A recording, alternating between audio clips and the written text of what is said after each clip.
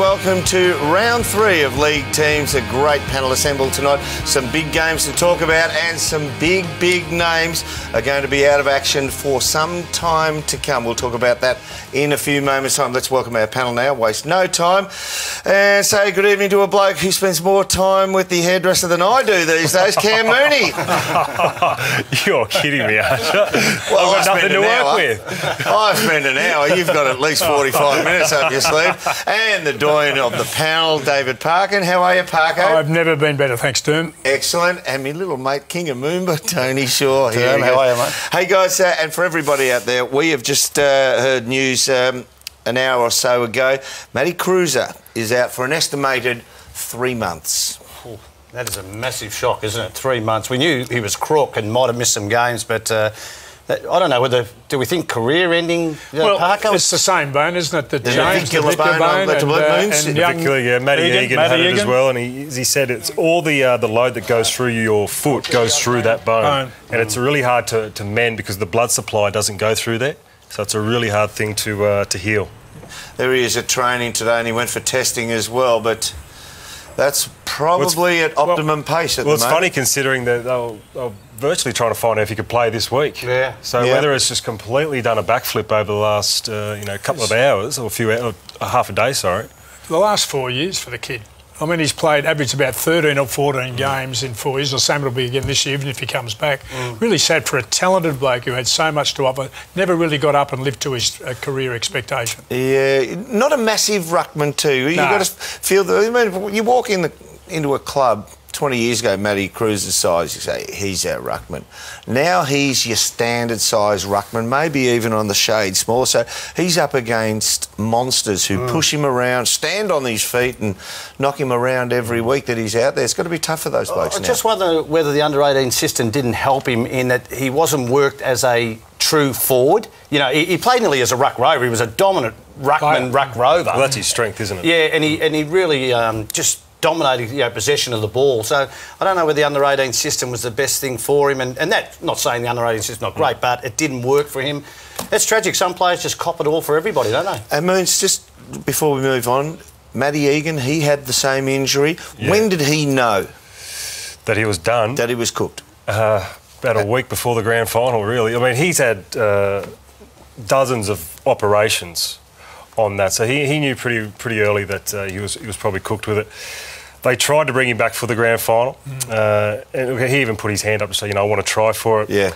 And a couple of doctors have told him since, the worst thing you could have done was try and run on it as early as you did. You probably could have had a career after that, but the fact that he put so much weight on it so early probably then set him back so far that he wanted to know, didn't he? Well, James came back to normality, we'd have to say. James was able to play, but James I don't think... Yeah, James Matty Egan never played. Matty Egan didn't ever play again. Devastating. Absolutely devastating. Well, not all great news for the Blues either. They copped a fine during the week. We had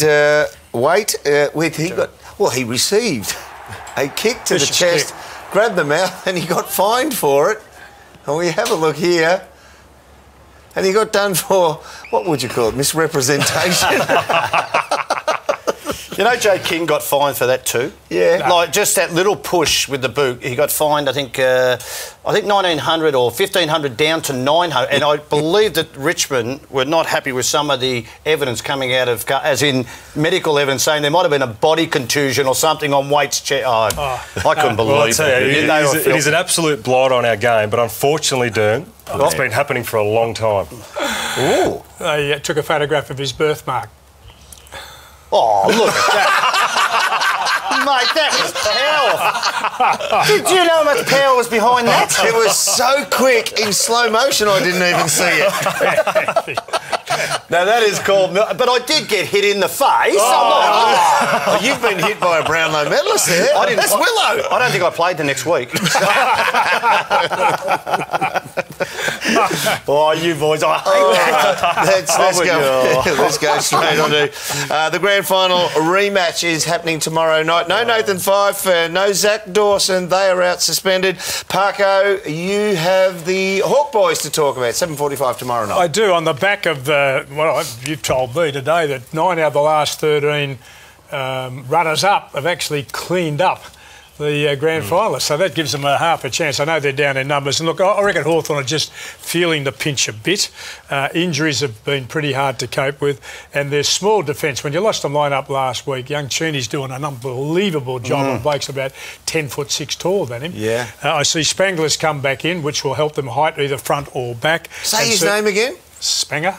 I thought you said Spangler. I like Spangler a whole lot better. Well, I could call him Spangler if you like. And one of the better clubmen around the place, as you know. He's a wonderful young man, plays back and forward. This is his third club and they all keep him round. To me, the interesting... the grand final rematch in this way as to where they two are. I reckon Hawthorn are just turning over. They, to me, have really struggled. I know in balance and structure, all that sort of thing, but they're just going, feeling the pinch, as I said before. I'm delighted that David Hale has got to 200. I think he's been just a great get. And Burgoyne last week. Wasn't he good? Oh, gee, and whether he's playing back, middle or forward. What will fascinate me is where Crowley will go to. Will he go to Mitchell as he's normally done? Or will he, in fact, the most important player last week, without doubt, was Burgoyne. Was Burgoyne. Hey, Josh Gibson played an amazing game last night. I gave him votes because, well, when that lead was being set up, I thought Gibson was the most dominant person in any part of the ground. Down back, he was able to control just about every kind. Well, that one probably should have gone against him. But his spoiling was fantastic. He angled the spoils. He was able to... And he got the ball as well. And he's actually a beautiful kicker footy. See, you get the angle spoil there to get a behind as well. I thought he was phenomenal. So do I. I agree with you. I gave him second best, the same as you. I love him. He'd be happy with that. He's not hard on himself, Gibbo. Let's have a look at the Fremantle side now. Shorey, they're all yours. Well, the big thing is have a look at those outs, boys. Dawson, Fife and Barlow, two great midfielders. And Dawson, who has turned in, probably like Gibson, very dependable defender. They are going along beautifully at the moment, all based on one with Ruckman. We're going to talk about him in a second. But also, I just like the way that their mid-range players are just doing their job. This side's well coached. The thing is, they have kicked goals in the first 2 rounds of the year. The coach said they need to kick another 2 on average, and I think they need that to win a big game like a grand final. That's the way it is. But we're going to talk about Aaron Sandland's doom. We were there last... phenomenal, wasn't he? Last week we saw him and he was just totally dominant. I think he had 57 hit-outs, 21 to advantage, and it was just incredible the way that he gave their team first use of the ball. Well, he got 20 hit-outs to advantage. He broke his own world record for hit-outs to advantage. You have a look at him here. He just... I mean, that's hitting it completely into the clear where he's got a man totally by himself. It's never going to go any other way but totally to Fremantle's advantage. So what we've done here, now we see Fife clear the ball there. He's a big loss for them. I don't think he should be out either, but that's another story for another day. We've measured it, and let's say I'm Sandilands and you're the opposition ruckman. This is roughly the difference between Sandilands and opposition ruckman. So I want you stood in the centre more than all of us and watch ruckman at their craft. And Leo, I'll give you a little compliment. You've been pretty good at it. OK, so you put your arm up. If you're the opposition ruckman, you've seen them go at it from real close quarters. You've been in a few thousand centre bounces. What do you do if that's the difference? Well, the first thing I would do, the hitting of the arms now is loosened, the interpretation. We can see it on the spoils and everything. I'd try and hit the arms, not hook the arms, but go for this spot about here and try and hit that area. Don't even look at the ball. Look at his arm there. If you can get away with it 4 or 5 times before the umpires gel, you've probably done a job early to not give him a total, domination as such. The next one is try and move around right at the last second because he wants to cut your angle. He knows where his hitting zone is because he's dominant. He knows where he wants to hit the ball. They're going to get there. Just try and move around to make him know that you come on a different angle, that you might just get in the way of where he's going to turn his hand. So just at the last second, OK, that's the other. And around the ground, Gold Coast never went third man up at all. So you're saying around the ground you try and ground him, you lock arms, and so he's flat-footed? Sean Burgoyne, Jordan Lewis, how good would they be coming over the top and hit the ball out wide? Third man up. Yeah, exactly. And the other thing, around the ground, if everything else fails to him, we'll try and lock in here early, and at the last minute, umpires don't understand this, just go like that. And Sorry, mate. On the money too much. You can make that... Can't believe I fell for that. Sorry, I couldn't help myself. But you can make that look accidental. You can make that look... It wasn't accidental, mate. OK. All righty. Just quick... Don't worry about it. He made a career out of doing that. Just quickly want to know, Parko, Hayden Ballantyne, poor grand final, gets a chance to reload. What's he go out there with? If any player going to the ground, I reckon this weekend he would be carrying the expectation of everybody, and hopefully for him he's able to perform somewhere near his best, because a lot is asked of him to rebound in this situation on the same ground against a team they've never beaten here. He still came out confident in the first 2 weeks, so I think you just expect him to roll on. Okay, Doc, let's go for our tips. Start at that end over there, Moons. With those outs for Fremantle, I'm going with Hawthorn. Yeah, I'm staying with Hawthorn. I'm with the Moonster. I'm Hawthorn with Sammy Mitchell back in the outs. Fremantle. We're a split panel here. Okay, next game now. Adelaide take on Sydney Swans. Moondog, let's have a look at the Crows. Well, how are we looking at here? Look at the ins for the Crows. Who have they got? Well, there's 5 of them. Well, Petrenko, Hardington, Lard, Jenkins and young Matty Crouch making his debut this week, which is fantastic, coming in for his brother, so that's good. It would have been nice for them. Mum and Dad have just made 2 trips. Would have been nice. Look, last week I thought really disappointing the way they finished off. Dangerfield really needs to have a big game this week. Only the 17 possessions last week. He was okay round 1. He's a bit of a highlight reel round 1, but last week not too good. Doesn't play 2 bad ones in a row, so expecting him to have a really good one. Bets up the forward line, kicked his 4 goals out of the 11. Relying too much on a small bloke, and they're inside 50s last week. 56 they had of them, but only 18 in scoring shots. So their efficiency going in forward isn't quite that up to scratch at the moment. We know they've got Walker out, but they're just relying on Eddie Betts and probably Pods now too much. Well, J-Pod, he's kicked 1 goal in the opening 2 games. He was very good in the NAB challenge when he played. They didn't play him for full ground time, but he still was kicking them. No, I won't say at will, but he was quite dominant. How do you find his progress at the moment? Look, I think he's doing okay, but the problem is they're asking a 32-year-old to be the number 1 key forward, and that's not what they got him there for. They got him there to help Jenkins and hopefully Walker when he comes back. So when those guys come back, we'll see a much better Pods. But the problem is with Adelaide at the moment, guys, is their last quarter fade-outs. It's been really a problem. And we'll just look at here on the screen once it comes up. Once it comes here... You got a few figures ahead for us? Come a few figures now. Points against for the last quarter, 57 they're giving up. So that's huge in 2 games. Differential, yep. 98 possessions against. Inside 50s they're giving up 16. They've given up 16, and goals per inside 50, 41%. So that for a last quarter, and this is a team that's spoken about huge pre-seasons. They've been running.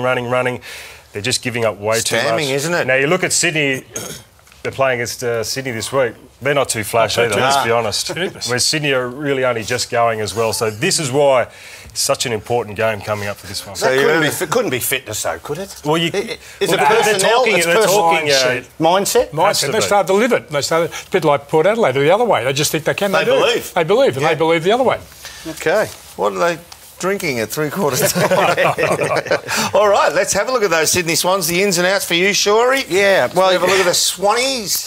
Reid out, Sammy Reid. So you've got Tippett, Reid and Goods out. I don't think you'll see their forward line working really well without those 3 in that side and utilising different positions. Everybody says it's their forward line and Buddy. Don't look at that. Look at their midfield. They have gone on a handball craze, the Sydney Swans, just throwing the ball down by hand too much, putting enormous pressure and slow ball movement. It just slows the whole thing down to them. The other thing about Buddy, they've played in 2 types of conditions which haven't been conducive to key forwards anyway. So, again, I go back to the midfield. Layla comes in. I think he's pretty important as an intercept mark, but has to play to the best of his ability. And Roberts-Thompson, another swing man who... He might be that player who goes forward and just sits in the square and gives them a contest to get the ball and try and keep it in there, Doom. Just to try and get a little bit of a mismatch down there, because they've got Talia and they've got Rutten, and then they're going to have to send someone back if Sydney play 3 tall. So he might be robbing Peter to pay Paul, but they might roll the dice that way. Wait to see. Start with you, Moons. Who are you going for? Adelaide at home against Sydney. I think Adelaide, they desperately need to win this to make sure the 8 stays there for them later on in the year. The same argument the other way. I think Sydney definitely have to win. Well, the 2 teams that really need to win so far. Yeah, well, they both need to win. I'm going for a draw. No, I'm not. I'm going to Sydney Swans. I think they will lift for this one. I'm going for the Swannies as well. I just think they've probably got the better list. Whether it clicks or not, we don't know yet. All right, let's go to a break. On the other side, the Tigers and the Doggies, the Pies and the Pussies. And let's have a look at some of the stars of our caper as we hit that break.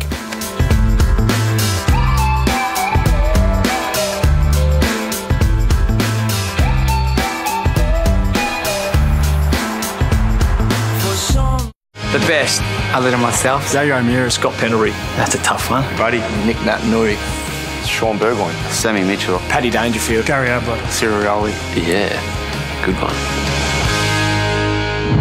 The best snap for goal is Eddie Betts. Other than myself, Stevie. Steve Johnson. Stevie J. Yeah, no questions asked there. Probably go left footer. Probably Buddy. The best snap is Paul Chapman. Generally, small forwards are good snaps. The best snap for goal is Angus Monfries. Best snap, left foot, definitely have to be Jack. Let's go with Gary Ablett. Oh, there's plenty of them around. I think all the Geelong boys. Best snap, Stevie J. He's invented, or the only player to invent his own style of kick that's really caught on and something that I try and emulate as well.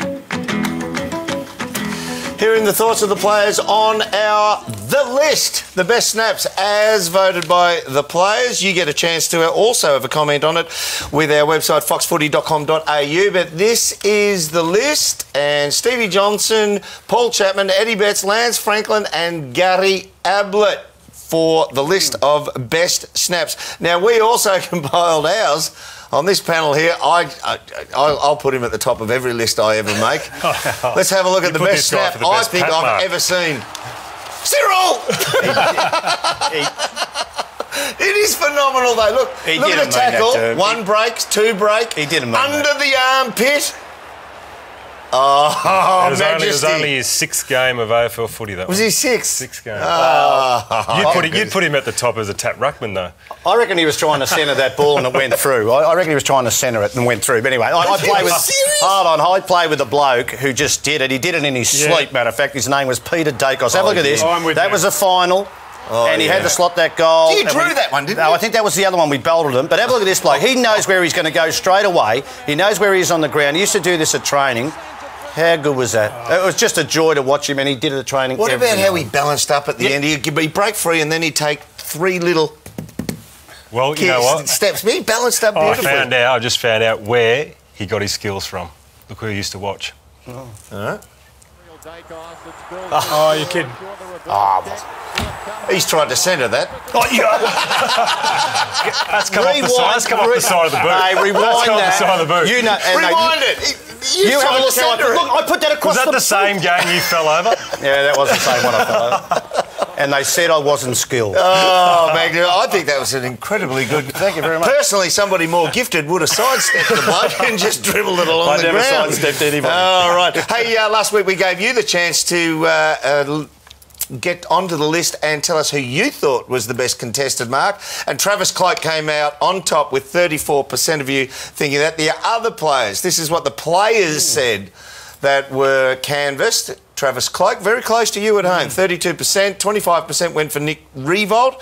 They probably reckon he's getting a lot of heat on the lead and punching the head is as good as a contested mark. Harry Taylor at 19%, a big brownie, and Brian Lake, the Norm Smith, coming up in fifth position. Let's have a look now at our next game. Moons, you've got the Dish Lickers as we have a look at the Doggies and the Tigers. Yes, look, went down to North Melbourne by 29 points to the Ends this week. Well, there's nothing really... There's no too much changes going this week at the moment. I don't think there's any, is there? No, all emergencies at the moment. Look, Liam Picken last week was outstanding, 25 possessions, but more importantly kept Lindsay Thomas to 4 possessions, no goals, coming off a 4-goal game the week before. Lindsay Dalhouse, amazing, 25. Just his pressure around the ground was incredible. Needs to finish off his good work, though. 1 goal, 3, just hurts him at the moment. They did a lot right defensively, just couldn't stay in the game long enough, and I'll tell you why. Why? Well, when you're coming back from Perth, 35 degrees, playing against a side that's had a 9-day break, that's pretty hard. Yep. Now you've got to back up on a 6-day break, playing a side that's on an 8-day break. Haven't been looked after on the schedule to the Doggies, have they? Definitely really unfair. harsh. Really That's harsh. a bit tough. But when they were doing the schedule, the Eagles were pretty ordinary last year. I will ask you something, though, Moons. A mini compliment, mini slap. You're too honest for your own good. You said a second ago, no changes to this team at the moment. You work down there. What are you trying to tell us? No, well, I thought Bontempelli might have been coming in for a debut, but right now, looks like he's not. Who saw, Moons? No, they're all good. They've all pulled up extremely well. Look at him. You You only smile when you lie. You've been talking to my wife. All right, Parko. Let's have a look at the Tigers now.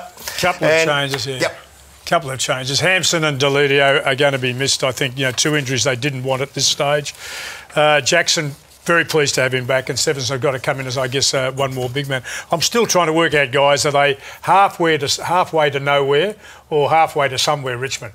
I'm not really sure. Are they ninth at the moment, I think? No, they still, well, that's about par for the course. They're sitting around ninth. I have no idea. Their best the other night was sensational, was better than very good. And their worst was very, very average. And I'm glad if I know where they are and where they're going. When you coach teams and they fell away that seriously, what was it? Well, I mean, there was a change of thinking, there's no doubt about it. Everybody's actually observed that they went about from playing an aggressive, positive, attacking game to trying to slow things down and hold it up and sort of protect the lead. But it was almost the team took over. And that, to me, is a lack of leadership on the ground. There aren't people leading the way, showing the way, that sort of thing. So I was very, very disappointed that they finished up. And whilst they won, and that's probably the best thing that came out of it, they actually got over the line when they probably didn't deserve to. And Richmond haven't done that too often in the last couple of seasons. Kicking skills. Their first round this year was ordinary kicking skill efficiency. Last week they picked it up a little bit. I agree with the comebacks. A lot of sides can't stop the run-ons. They say it's nearly impossible to do it. But if their kicking efficiency is up, Richmond are a dangerous side because they use it pretty well, they work hard and they get through the lines. When it's down, they will lose more games like that with that one stat than any other time. They want the game uncontested. They want it fast-paced, up and back, up and back. As soon as you make it a contested game, or you can get that kick efficiency. They open the door for you when they've got that lead and they try and protect it. Numbers-wise, their centre, their midfield group are well down on what they finished last year on. Yeah. So I think that's a bit of a key to it. A lot of my mates who are Tiger supporters said, well, you told us a bit about Ty Vickery last week. You kicked a few goals, but you still didn't get that much of the footy. Tell us why Jack Riewoldt is not kicking the bags he used to. So I thought I would try and explain it the best way possible. Most forwards, key forwards, have two phases they have to act in a game of footy. Imagine you behind the camera where you sit now. You're the midfield bringing the ball towards me. You come up with your back to your own goals because the ball's going that way. As a forward, you come up to meet the ball. And the best I ever saw at it was Stewie Lowe. So to give you a little bit of a feeling for what I'm talking about, let's see Stewie Lowe attack the footy. Now, there's Barry Stoneham, 6'5", and couldn't get to it. That's Simon Madden, 6'6", and Stewie Lowe just charges at it. He was unstoppable when he came at it. Now, the reason I showed Stewie was because the second phase of being a key forward, if you don't get it or it comes down another line, when it's going that way, I've run up, I haven't met the footy, and you try and run back with the same direction of the footy towards goal, you're trying to intercept the ball. You will never find one bit of footage where Stewie Lowe intercepts the ball. He was pretty well a one-way player, which I might add most key forwards are. The great Wayne Carey, he was almost the best at meeting the ball and he was almost the best at coming back with the flight of the ball. Now, I'm going to show you something here. All right, here's Jack. So what we have here is if Richmond have their zone up, they've got all these players along here. They're going this way, I might add. So the full forward Jack has to run all the way up to here if the ball's in their back line. So what happens is, if the ball comes out this way, the full forward has to come and try and intercept it somewhere around here. But Jack isn't natural at doing that. Jack likes to be here and work his man on angles, probably a bit better than that, but come out up at the ball. Even if Jack is in the forward line and he just loiters around here and the ball comes in long, he can still push, shove, he knows where his man is, he knows his starting point, and he can even scrounge one off the ground. But if you have him running from here, it tires him out and he might not even get to there. There's not enough room for Jack to work back and front up to that footy that's coming this way. There's just not enough time. But as I showed in the first example, he has to come up here because that's what the team demands. If you have 17 men set up for Richmond's ball that's in the back line and you've got one Jack Riewoldt in the goal square, as a full forward and his full back is standing up here and cuts off any ball that comes here, it won't look good for Jack sitting back there, even though he plays his best footy out of there coming up that way. So hopefully I've explained that for you. Now, Derm, are you saying that the game itself might not suit the abilities of Jack Riewoldt? It doesn't. It would suit Jack a little bit better if he had better endurance, and when he runs back in the same direction as the travelling ball towards goals, he doesn't have fantastic pace. So he's never going to outrun a full back with a bit of toe under him. He has to get back to the goal square, push, shove, go, and run him on an angle, run him on a lead, and he's awesome at it. But he needs to have 165 metres of cut grass in front of him to work out how he's going to do this opponent. Intercepting the ball coming back in the same direction is a very difficult thing. Very, very few forwards have ever had real capabilities doing too. That's what made Carey great. Like Moons, I'd rank Moons, meeting the ball, I'd rank you an 8 out of 10. Coming back, that's why I retired, because I couldn't get back. Coming back with it, I'll be honest, I would have had you a 3.5 out of 10. No, struggled. Dermot, is that a limit for life? You grow up from 10 years of age thinking, Jack's probably been playing as a forward since 10 years of age, and everything's about working towards the ball. What do we all that's in do as front of him. forwards growing up? You let at the ball. Yeah, you lead at the ball. It's very... The bloke who does it right now 2 ways, and he's still got to get better at coming up to it, is Jeremy Cameron. And that's why he's so damaging, because you can't let him go when he goes up, because he'll get it. And you can't let him get out the back, because he'll get it. He can go both ways. That's what makes him really, really damaging. Alrighty, let's go for our tips now. The Doggies and the Tigers. Start with you, Tony Shaw. No, I'm going the Tigers. Yep. I think just. No faith, you guys, the Dogs. I've got faith in the Tigers. All right, let's go to our next game. Parker, you can start it off. It is the Gold Coast versus the Brisbane Lions. That is at Metricon Stadium Saturday afternoon at 4:40. Well, what I've seen, Derm, and I had a good look at this mob for the last couple of weeks, their foot disposal has been really what I would call debilitating. They have 56% efficiency, which leaves them at number 18, the worst. They've taken 63 marks, which is probably on the inability to be able to use the ball to play as free. They've conceded 80 points from turnovers, so they've been kicking it into positions where the opposition have got it. I mean, they've smashed themselves in a real sense by their inability to use the ball. Yet they've been winning it enough. They've had enough contested ball, in charge of the ball often enough, but certainly have given it up. They've beaten the Tigers round 1 and losing the Saints round 2, which was an expected win, I reckon. I think they would have gone into that game on our backs, expecting we all picked them anyway. Yep. More than convincing performance versus is a must. I think the Q Clash, as it's called, has got to be an improved performance out of Gold Coast, or they're going to take a measure step back in the competition. Oh, warning, Will Robinson for Gold Coast Saints. Moons, let's take a look at the Brisbane Lions now, the ins and outs. All right, quick in, there's Tommy Rockcliffe back in after his suspension. Who's he going to go to? It'll be interesting to see if he does go to Ablett after we saw what he did with Sammy Mitchell. Yeah. But look, I think Leopard would be extremely proud of the way his guys have been going about it. I know they're 0-2, but Shorey to only go down by to Hawthorn by the last quarter, really, was a great effort. Yep. Geelong in seriously bad conditions, only go down by 25 points. They're playing pretty well. They're just having a lapse in concentrations, as Leper said during the week. Let's have a look at Tommy Rockcliffe. He was fantastic. I don't think it was tagging. He just decided, I'm going to take Sam Mitchell. I'm going to get in his face. I'm going to give it to him, and I'm going to try and exploit him when I drag him forward as well. I thought he played fantastically well, and I think Mitchell's probably the best player in Hawthorn in this last year or two. I reckon there's only one really negative, totally negative tag, and that's Ryan Crowley in the game. But he can go forward and kick a goal too, so I might be harsh on Ryan Crowley. He went forward and kicked 3 goals on Sammy Mitchell. Absolutely. He's saying, I'll play on you, but Sammy, you're going to play on me when I'm an offensive threat. You have to do that to the best players. He got tired doing what he was doing. Yeah. He was part of the reason why Hawthorn became better in the finish, I'm telling you. It sounds funny. It's actually tiring yelling.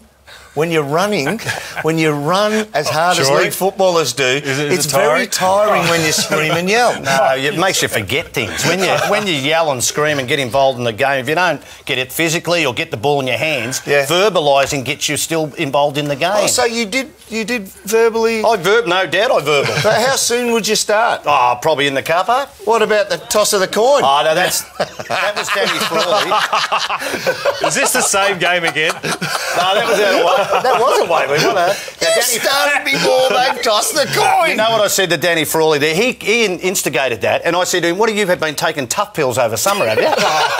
And he sort of lost the beat. He was frothing at the mouth. His eyes were... He wasn't on there. We're going to go have tips real quick. The best sledges. What's the best sledge you've heard, Moose? Andrew Mackie said to the boys during a North Melbourne game, "Do we still get the 4 points for this?" With all the North boys not too happy. Parker, you go on. Greg, we're just saying, tell Glasgow when he thinks I can't see him, I can. Yeah. And we believe him. I think the one between the Vossi brothers was pretty good about Mum. You get what I mean? Just quickly, just for that, the two Vosses, one was on the mark for St Kilda, Brett Voss, and Michael Voss was having a shot for goal, and Brett Voss is standing on the mark, and he said, "My dad sleeps with your mum." How good is that? That was fantastic. All right, let's go. Let's go for the tips, guys. Brisbane Lions take on the Gold Coast. Start with you, Moons. I'm still going to go for the Gold Coast. They're the most contested team in the competition at the moment. Have to win Gold Coast. I'm going Gold Coast too. Gold Coast for me also, but it is going to be tight. Let's go to the next game now. It is Collingwood taking on Geelong. Massive, massive game. Well, Geelong have got out of the blocks early. Collingwood came good last week. Shorey, let's have a look at the ins and outs for the Magpies. Well, fantastic to see Alex Vassallo back into the side. Lockie Keith, well, that was just had to happen with Nathan Brown going down with a shoulder, probably 4 to 6 weeks, you would think there. Yeah. Look, they were brilliant. They were brilliant against the Swans. Pressured early. Looked like they got out to a stage where maybe the game was getting past them, but they just showed that they're still playing for the coach. They still want it. Nick Maxwell's intercept marking was brilliant. And great news, I think, for the week is that they're signing those players. They've made a few culture changes, but now they're signing players who want to be at the club. Reid, Sidebottom, Brown on long-term contracts. Augurs well for what's going to happen in the future of the club. Brilliant. Let's have a look at the Cats now, Parko. Well, yeah, Dern. The good king, young Burberry, I cannot believe having had his jaw smashed 5 or 6 weeks ago, and they told me he came back and the first ball he went for, went backwards and put his head in the hole. Good kid, Moons? Great kid. Fantastic, extremely brave, unbelievable. And what I know, Moons, is the fact that they've dropped the big bloke. McIntosh and Blickabs are the only... Bycarbs are only 2 left in it. They made up their mind suddenly that the big 3 that they've been going with isn't going to be right, not just for this week, but maybe from this point on. Look, it is interesting. I think Simpson, I still probably would have given him one more chance, or not so much a chance, but still would have gone with a little bit. Blickabs you can just throw anywhere, and I think that's a big bonus for him. A few ruckmen don't like rucking against Dawson Simpson. But I don't think they need it against Collingwood. Yeah, well, you know, they're probably just going with another runner or something, type like that, and Burberry might be that man, and Rivers goes and helps the defence. I think that's the bigger issue, with Cloak being an issue up there. Moons, you going for your old boys down there? Yeah, still going for the old boys. Yeah, Parko? Yeah, I'm going for Geelong. Antonio? I'm going to go the Pies. I reckon that showed a lot of class last week. Not because I love them. I'm going for the Pies in a tight one. Cats, let's find out how accurate we are as opposed to the bookmakers. Matty Campbell, good evening. Good evening to you, Derm, and I guess understandably most of the focus has been on the grand final rematch tomorrow night. And I can't remember a game with betting fluctuations like it. At one stage the Hawks were $1.45. Then with the prospect of Mitchell and Hodge being out, all the money came for the Dockers, in from $2.40 to $1.70. Then when Fife and Barlow came out, the price backflipped again. The Hawks are now $1.70. The Dockers, though, still attracting support at $2.20. Now, one player who probably can't wait for this game is Hayden Ballantyne. After his quiet grand final, I expect him to have a big night. So, for Valentine's Day, punters can pick up $2.70 if he kicks 2 or more goals. I don't reckon he's immoral. And there's some other big games on the weekend, and all the money has been for the Cats, the game you just discussed. To beat the Magpies, they're into $1.60, with the Pies out to $2.33. The most even betting match of the round is the Kangaroos and Port Adelaide, with the Power getting the most support in from $1.85 to $1.73, and the Roos cold at $2.10, and even colder getting a start of just under a goal. And on Sunday night, the Bombers continue to firm into $1.48 to beat the Blues, who are at $2.65, and I think by game time, the Bombers will be even shorter. Derm. And what about my Giants? How are they going to go? They are at an amazing price of $1.30 to beat Melbourne, or I think $3.55 off the top of my head. Is that their lowest ever? It is their lowest ever. Oh, we're on the march. There you go. All right, well, thanks, Matthew. We'll speak to you next week. Actually, we'll see you Saturday afternoon on the plane. Thanks, mate. Thanks, Dad. Matty Campbell there from Sportsbet. Now, let's go to a break. Plenty more teams to come on the other side.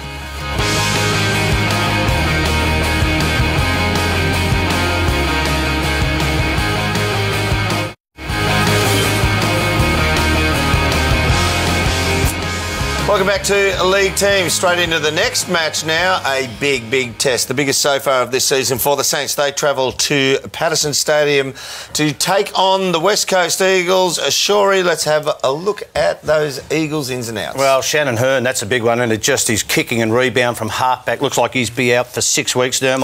I picked West Coast to finish in the top 4. Only based on I did some research, Derm. I know you'd be shocked with that. 13 of the best of their players in the last 8 weeks didn't get a game last year. In other words, they had 13 blokes injured from, you would think, out of their 13 maybe best player. So that means that you just even wiped last season. This year, Xavier Ellis, Elliot Yeo come into the group. Everybody's up and firing and fit. The only thing I've got against it, Western Bulldogs and also Melbourne are the sides they're beaten in the first 2 rounds. They need a test. I don't know they'll get it with St Kilda, but I'll just sort of wait. But I still think they've improved a lot. And Nat Nui up and firing. Their rucks, Keyfoot, they've got it all. One bloke, Callum Sinclair, I think he's going to be a superstar this year. I think he's going to be a star. With due respect, because they're all league players, but where they are on the ladder, they've come from, they've been soft kills. No doubt. Well, soft kills in that you think they're going to have to play and perform against better opposition, but I think they're better equipped fitness-wise and personnel-wise, and they've brought a few players into the group. Well, the undefeated Saints Moons, you've got the ins and outs. Who would have thought we'd be saying that? But a fantastic start to the year for them. They have been great. I know that the opposition hasn't been the top opposition, but you can only beat who you're playing, Parko. But Farron Ray Farron Ray last week, he had a big last quarter with his intercept marks, was fantastic. Their young guns coming through. Dunstan, 15 possessions last week, and they're going. Eli Templeton, a little cult figure they've got going down there. 2 very big, important goals. Spoke to him on radio this morning. Really interesting little character. Yeah, he missed the first draft. He got rookied, and he said his parents, he had to take on his parents, and they were saying, well, get prepared for a life without football. He said, no, don't you believe in me? He didn't step away from the belief that he was going to play league football. So the big story I took from last week's game was Tom Hickey. We talked about McAvoy leaving. Was this the biggest mistake that St Kilda made over the break? Well, last week, Tom Hickey, 3 goals, 19 possessions, had a really big game. All right, can anyone see the Saints causing an upset? No. Clean sweep for the GWS. We're going in tips-wise. Okie doke, let's go on to the next game now. GWS take on Melbourne Sunday at 1:10 p.m. It's the early game Sunday. Parko, let's have a look at the Giants. I think we all felt really for them through young Davis. That interview was a superb interview that he gave on Fox. I hope he gets well quickly and is back playing, and they'll miss him because their strength in their key defensive position is not great. Disappointment despite the size of Patton and Cameron. Potential probably a Boyd that's got to come into that side. They're just not catching the ball in their front half in the way that you would expect them to. And Tomlinson comes in and he actually leads. What I was talking about, he leads up at the ball a bit harder than both of those boys. So I think if he comes in, he might even that out a bit. Okay, different, a better option, because last week when Devon Smith kicked 5, surprised at that smaller bloke, and Jonathan Giles has had 2 in each. I think 2 in each game. He's kicked 4 for the start of the season. That's a good sign that one of the blokes is a bit more mobile. I was pleased to see, the blokes we've called Scully, Ward, Caniglio and Green are 4, and they're up and going now and providing what we expected to, and they got on the rebound from a game the Saints expect to win. It's going to be really interesting to see where GWS go this week. Absolutely. Well, get your houndstooth on, Shorey. Talk us through the D's. Yeah, look, I'm a bit disappointed. Mishi and Toompas out of the side. 2 young players. Maybe Roosie thinks he needs to get some seniority into the group. Viney's not senior, but he's got a strong body, and Blease comes in maybe for his last chance to prove that he can play at the level. I just call it accumulation without penetration last week. That's what it was. They were you can control the ball. I like that. You like that? Accumulation without penetration. It's hard. You've got to watch what you say there, but that's all right. But the thing about it, you can control the ball. You can control the ball with possession, but you have to be an offensive threat at some time in play. And from the 10-minute mark of the first quarter, just have a look at this stanza of play here. Now, this is okay. Good kick out to the 50-metre ruck. Now, we know they're holding possession. First thing I would think, as an attacking side, you look inside to the corridor. Now, maybe not on... No, he didn't even look into the corridor. For the switch to the fat side, get it in the corridor, maybe use the corridor in the centre of the ground. Here's another chip. Now, could that have gone down the line? All right, you go with this one again. It's all right. You get an easy stat. Now what you do, though, you hem yourself into an area where I reckon the switch has gone. They kick down the line. Turnover City. I think this might go, well, they just get it there, but that was very late. No, here we go. Now, that was pretty poor play in the end by the ruckman, but great sides like Geelong and Hawthorn, they play possession footy too, but you go forward. You go forward to a point where if you can get in the corridor and switch and then get to the fat side, that you can then be an offensive threat. That's what you've got to do. And but there's a time to pull the trigger. And looking at that ground level, that lower level, there's a couple of times after that second mark, knowing your footy, there's one time in there you go, bang, that was it. Into the corridor, then go. Justin said there was 30 metre space beyond. He needed to put it there, and an experienced player will pull that trigger.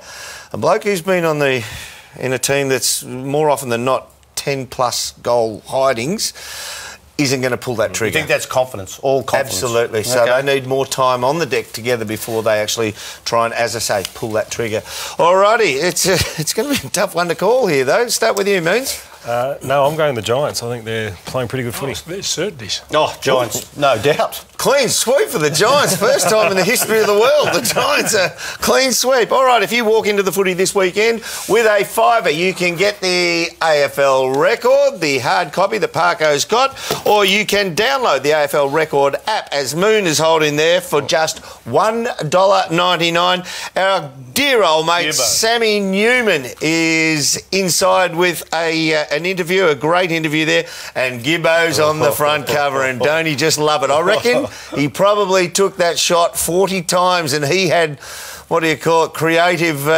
call over that one. He said, that one will do me. I like that one. Nah, let's do another one. See, a good man, Gibbo. All right, plenty more league teams to come on the other side of the break. Don't go away.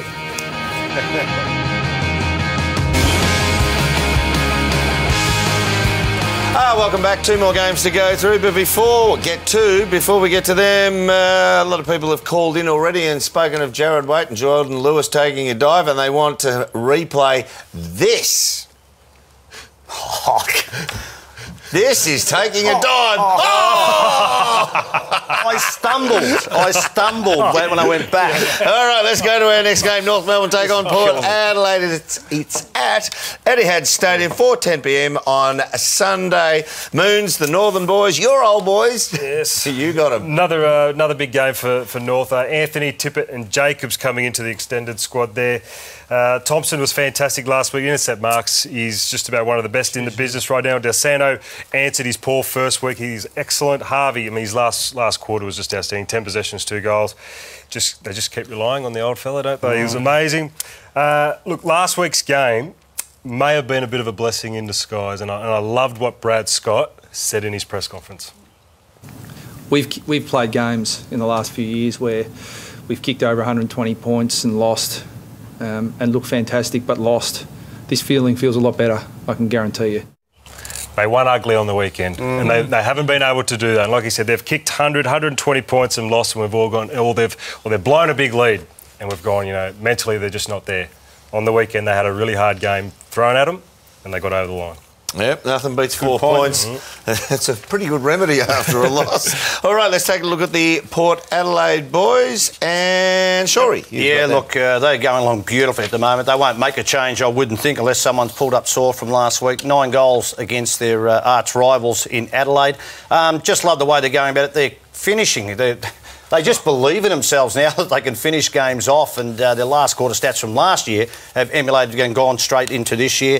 Parko, you gave me this 3rd youngest list in the competition, but 15th on the premiership profile. But that's because they probably are the 3rd youngest list. That's the reason that happens. Not a bad starting point. There's a lot of they're going all right, aren't they? Yeah, they are. But the big thing, I think, during the week was Ken Hinkley, where he lost the plot in the box, and Sean Hart, who I think did the right thing by his coach, just tried to control and say, hold on, mate, settle down. Now, I know a coach doesn't like this to be put on, probably on camera, but I think he needed to do it. I think if he thought he was losing the plot, and I've got another example here, Mick Moldhouse. So what's the first half of that Carlton game, boys? And I was worried about Mick's health, let alone everything else, but this happened 10 to 12 times in that first half. Mick needed half time to get it together and make changes, and I think he needed someone like a Rob Wiley who's been brought into that situation, Parko. You had one. I had Stan Magro, and he helped me a lot. Look, we all go. You Barry go. Richardson. You had Barry Richardson. Same thing. Well, let's have a look. Let's have a look at Parko, maybe, just to see how this is payback time. Look at this. He's got the wheel going, and he's got the board. He's going switch it over and got the. Oh, what's happening there, Parko? Simon Beaumont. Oh, just seeing how his mother was. You are so mild and mannered. But I reckon you need someone, Parko, at times, don't you? In the box. Absolutely, because you can't make a good decision while you're emotional. And I just thought, looking at Mick, and not Ken Hinkley, but Mick, I thought got to half-time, probably thought, let's settle down, controlled it, came out, made changes, got the Blues back into the game. Is that what you did, Shorey? Because I think we might have a little bit of footage. He keeps talking, hoping that I won't get to this bit of footage. I've copped this. Oh, it's not ready yet. You're naughty. Hey, let me tell you, I am on this show next week. There will be payback for the three of you. If you're all whoever's on, there is payback next week. Hey, I haven't even started giving you whacking me in the jats. You are way ahead, my friend. Okay, we've got one of the teams who very highly fancied, North Melbourne. But not a great finishing team over the last couple of years against perhaps the best finishing team in the last 2 years. Who are we going for, Moons? I'm going for Port on that fact. They've kicked 91 points in their last quarters in their last 2 weeks. Yeah, it's here, but Port Adelaide. I'm going Port. I think they'll have control of a lot of areas which don't suit North. Port also clean sweep from the panel here, and hopefully they'll have better control in the box than this bloke. There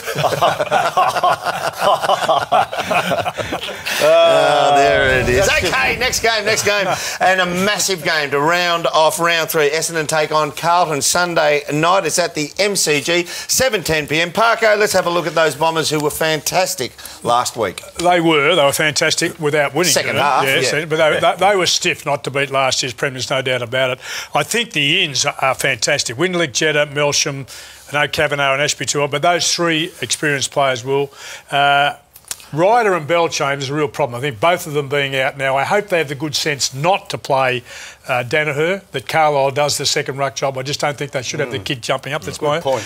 Currently, they're the best disposal team in the competition. I can't believe they've had so many uncontested possessions. Yet it was their inability to use the ball going to 50. The last kick into 50. Forward to the centre. Forward to centre is the one that killed them last week, and so they've got to somehow get better at that. They continue to be 100+ uncontested possessions on a week above their opposition. I will say this, and it is an area, Moons and I were watching it, we didn't think the Essendon key forwards moved to the right spots to get the easiest receive of the ball. They made it difficult for the last kick in. I don't think they gave enough movement. There was a lot of bombs, and as you saw, the highlights of Gibson just coming over the top. That's exactly where he went. I didn't think there was enough movement in there, but they're on the right track. They're looking very, very good. Let's have a look at the Carlton team now. Moons, with you, the ins and outs. Yes, some really big ins. Carrazzo, Walker and Casbolt. Well done. This is a guy that, look, he might straighten him up, Casbolt. He might allow Henderson to now go back. But last week, Buckley, second game, I think it was, fantastic. Murphy through the middle of the ground was fantastic as well, 28 possessions. But the one I really liked was Yaron, 21 possessions, but more importantly, the 3 goals, playing on half-back, through the middle and up forward. He was great. And I think their second half last week should give them massive confidence going into this Agreed. I think the big thing too, there was a press release from Essendon today that said Courtney Dempsey won't be picked at senior level because he hasn't been up to the level of professionalism that was needed. Now, you've got to look at yourself, Courtney, because that club owes you nothing. You owe that club everything because you are a talent and you're a wasted talent at the moment, and he needs really to look at that, Parko. He's had priors too, so it's an issue. He can play. Oh, can he play? Absolutely. He can seriously play. My old coach used to say, don't get to 40 years of age and say, gee, I wish I could have that time again. Yeah, I'm with you. Don't leave anything uncovered. Quickly, Bryce Gibbs, it's going to happen all year. Will he stay? Will he go? Is he worth what's been offered? What I've seen over the last couple of years and been experienced with the player going through it, I think he looks like he's going to go. Oh, I think so. There's no reason for him not to sign. Gonski. You reckon he's gone? Oh. Yeah, but he'll probably sign this week and make us all look like idiots. Andy McKay too, Carlton footy manager, will be on 360. He'll be talking about Matty Cruiser and, of course, the boys Robbo and Jared will be hitting with the question on, as I said, Matty Cruiser and Bryce Gibbs. Moons, you're up with Baz on 360. Yes. Up next. Big man. Fight night. He's getting bigger, Baz too. Thanks, boys. Good luck, everyone, for the weekend. And who are the Bombers playing at Carlton? Of course, go Blues. This has been a Fox Footy production for Fox Sports.